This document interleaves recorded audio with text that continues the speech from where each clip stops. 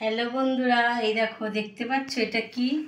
এটা হচ্ছে সজনে ফুল। এখন তো এই সময় চলছে, এখন নতুন নতুন সজনে ফুল, সজনে ডাঁটা। আর এই ফুল এই সময় খাওয়া খুবই ভালো শরীরের পক্ষে।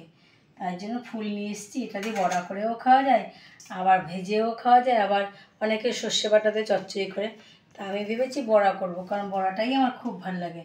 তার জন্য আমি সর্ষে ফুল দিয়ে কীভাবে বড়াটা করব সেটা তোমাদের সাথে শেয়ার করব। এই দেখো বন্ধুরা, ফুলগুলোকে কিন্তু বড়া করার আগে ভালো করে বেছে নেবে। এই যে ডান্টিগুলো থাকে এগুলো বেছে বেছে ফেলে দেবে। এখন আমি ফুলগুলোকে তাহলে ভালো করে বেছে নিই। তবে সজনে ফুলও বড়া করার জন্য সজনে ফুলটাকে ভালো করে ধুয়ে নিয়েছি।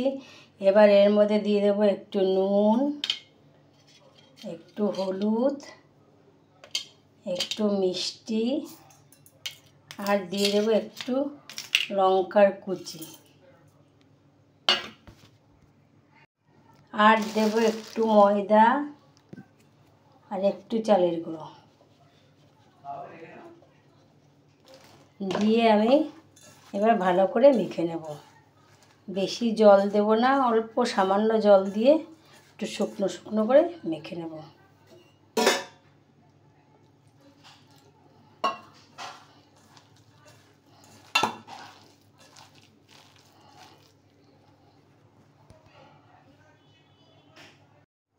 এইভাবে মেখে নিয়েছি সব দিয়ে। এইবার এক এক করে কড়াইতে তেল দিয়ে দিয়েছি, তেলটা গরম হয়ে গেছে। একটা একটা করে ছাড়বো।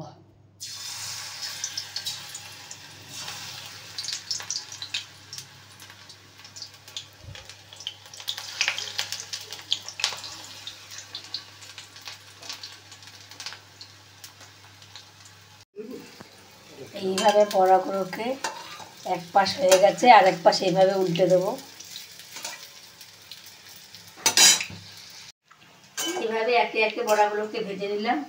আর এই সময় ফাল্গুন মাসে না এই সজনে ফুল খাওয়া ভালো। সজনে ফুলের বড়া, সজনে ডাঁটা খাওয়া ভালো, কারণ এই সময় আম বসন্ত হয়। এই জন্য আমরা মাঝে মাঝে বড়া করে খাই যতদিন ফুল আছে।